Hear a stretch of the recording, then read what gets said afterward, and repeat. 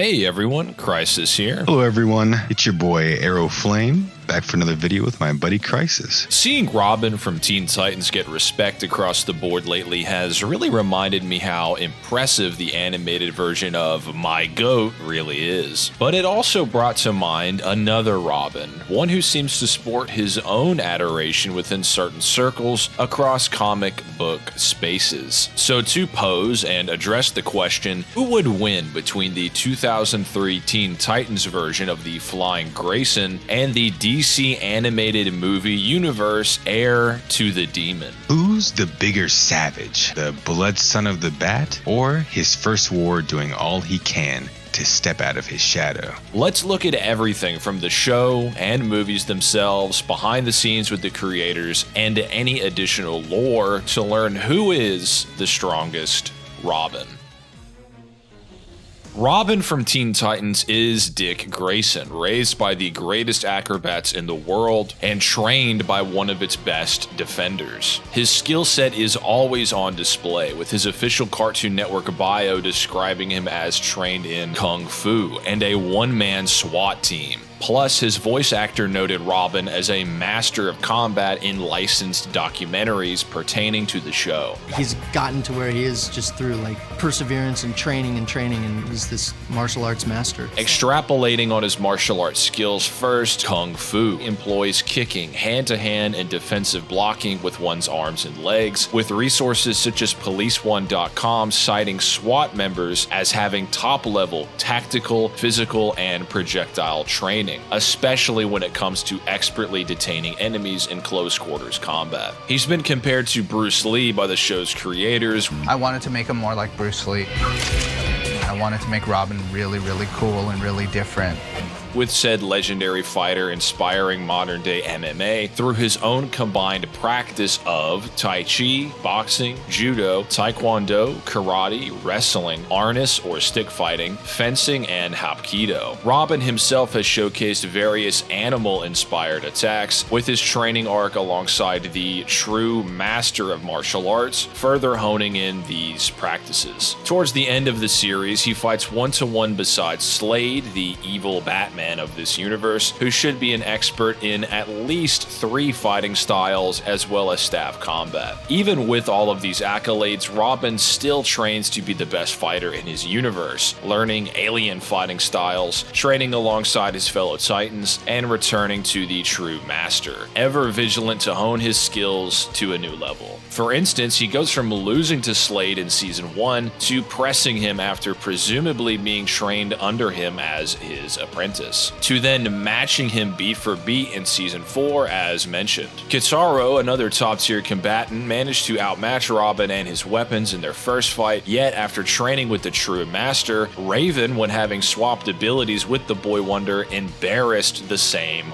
warrior. Speaking of Raven and her fellow metahumans, Robin has trained beside them, finding flaws in each of their abilities, as Red X, who the show's creators admit Robin is equal to, as Slade's pupil, and with his usual persona and arsenal, he manages to team wipe the Titans multiple times, as well in the various tie-in comics canon to the cartoon, even when they're mind-controlled to destroy him. The Master of Games, a villain who had absorbed the likes of Cyborg, Beast Boy, Speedy, Aqualad, Gizmo, Wildebeest, and Hotspot, was ultimately outmaneuvered and undone by the Boy Wonder. This dovetails nicely into the strength of the first Robin, which is blatantly superhuman. The producers and writers of Teen Titans went out of their way from the jump to craft a Robin unlike any other seen on animation, one who could stand apart from his mentor as his own hero, and this is reflected through his feats. Not only does he manage to outright hurt Cyborg and Starfire with physical strikes, he can as well defend them against enemies which can damage his allies. He is, inarguably at least, just as strong as Victor Stone and Corey, who could feasibly damage one another as showcased in the final episodes of Season 4. I say at least because, like I mentioned, Robin alone kicks,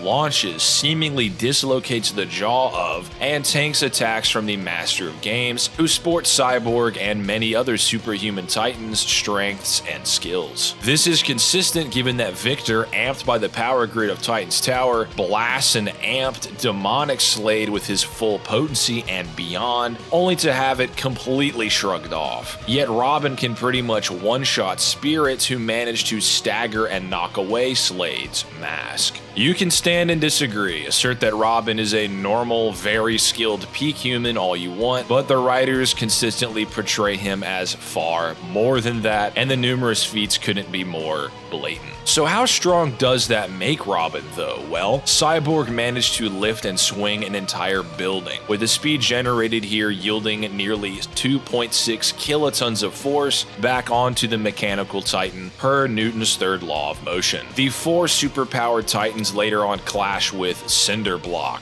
with their collision producing a massive explosion, again within the 2 kiloton of force ranges. That Slade feat I noted before is even more impressive, about 5 times greater than everything mentioned yet, 10.4 kilotons. This all adds up to Robin being able to output or endure in excess of town levels of power, meaning that, yes, per the numerous feats, an entire town could explode on top of Robin and he'd be 100% fine. Remember that he could kick Cinderblock across the room, take attacks from a fusion of that villain and other monsters, essentially solo a one-man Titan team with his equipment managing similar displays. His explosive discs harm foes of the same stature, as well as his freezing projectiles, a sword, bow staff, a scrimma akin to Nightwing, and so on. His speed is, as well, naturally, far beyond the limits of human potential. The first villain turned ally, Lightning, shoots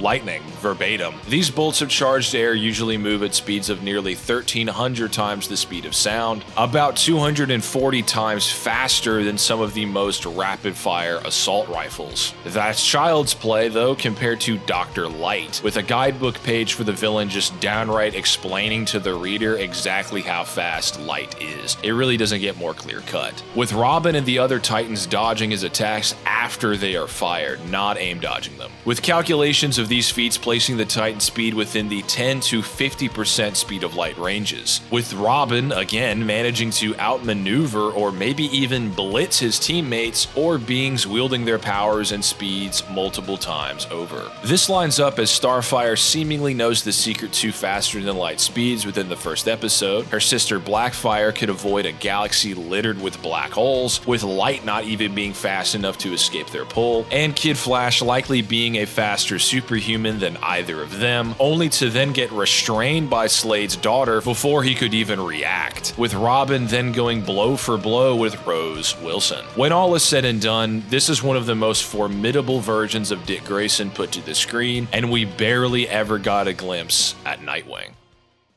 Damian Wayne is the biological son of Batman and Talia al Ghul, trained to be the ultimate assassin from the onset of his birth, to then take to the streets of Gotham as the Dark Knight's sidekick. He clashes with Deathstroke, the would-be successor to Ra's al Ghul, if not for the Batman drawing the head of the demon's attention away from Wilson. He manages to hold his own against Nightwing and Batman at various points, infamously standing above both Grayson and the Caped Crusader by the end of both of their respective bouts. Given this, Damian should roughly scale to this version of the Batman who can kick parademons through chimneys, earning around 3 joules of force or enough power to destroy a wall. Furthermore, Nightwing could damage Blockbuster, a metahuman who can take gunshots, explosives, and a wrecking ball landing on top of his head, albeit that last attack did manage to knock him unconscious. Damian's main weapon is his blade, which can use to great ability, such as in his battles with Deathstroke as well as the damned soul of his grandfather. Both of these fighters should be able to deflect various streams of rifle fire from multiple angles, with calculations of similar feats yielding massively hypersonic speeds or about 165 times the speed of sound. Beyond this, he has experience fighting beside his universe's versions of the Titans, managing to push the enhanced Blue Beetle in close quarters before succumbing to an energy blast. So who wins, the acrobatic anime-inspired Teen Titan or the Son of the Bat, an apparent superior superior to an even older Dick Grayson? Well, let's talk about that first. For many people, I imagine, the fact that Damian defeated Nightwing in their Batcave encounter might cement his victory. After all, how could he lose to a younger version of the same character? Well, that's misguided for a few reasons. For one, the movie's director stated outright that neither Damian nor Dick were going all out in response to complaints of Grayson's lackluster performance, which lines up better with Nightwing's first fight against the young Wayne, where he managed to disarm and restrain the bloodthirsty son of Batman. Despite the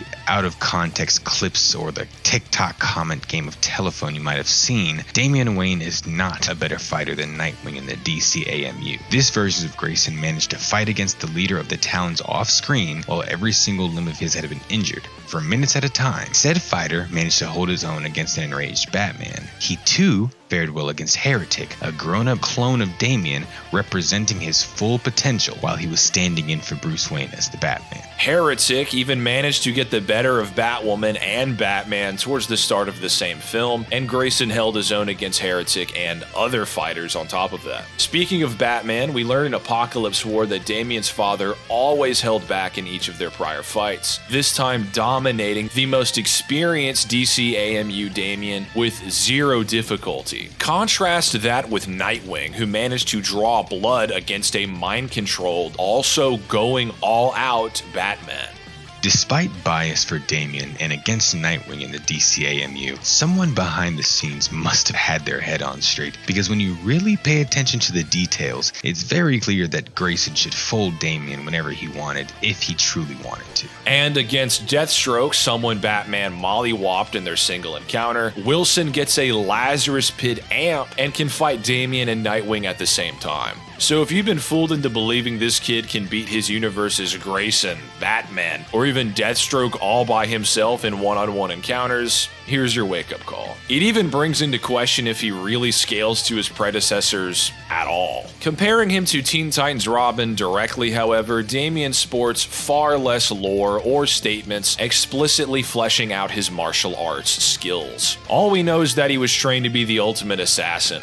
Okay, cool. Does that entail mastering every martial art, every weapon? We have no idea. Across every single one of these films, they don't even ever name a single fighting style, much less any background material or interview. The back of these figures don't even say anything. This means that, without making assumptions about Damian's knowledge or expertise, the extent at which he's honed his skills, we can only soundly conclude that Robin from the Teen Titans is a far better fighter, as he's at least an expert of many martial arts. When comparing the arsenals of the two boy wonders, it seems that Robin is far more focused on general combat and dealing damage as opposed to Damian. While Damian may have his own shuriken and his sword, Robin has explosives, steel-toed boots, and many different types of ammunition discs that are capable of turning things into a freezing mist or fire retardant. And that's even assuming the two are just as strong. While Damian can withstand being impaled through the limbs and keep fighting, as well as harm beings that can tank gunfire and small explosions, Robin can take hits from cinder block and scales to or even above Cyborg and Starfire. To put it bluntly, this version of Grayson is literally over 5 million times more durable and nearly 90 times faster than Damian. In fact, he'd be that much more durable than this version of Batman for the same reasons. Some might point to Damian's feat wherein he tags a Trigon-controlled Flash, someone who can move so fast he can go back in time, granting him immeasurable speed. However, Trigon saw the Titans as less than insects and wanted more to torture them rather than destroy them. Flash blitzes and bullies Damian with that said right after he trips him, pretty much proving that singular feat of him tripping an immeasurable speed character is far and away an outlier. Robin simply has far greater mastery of hand-to-hand, a much greater and varied arsenal, 5 seasons, 2 movies, and 55 issues of a tie-in comic, worth more experience over Damian. The test tube baby gets flying knee-dropped back to Wayne Manor.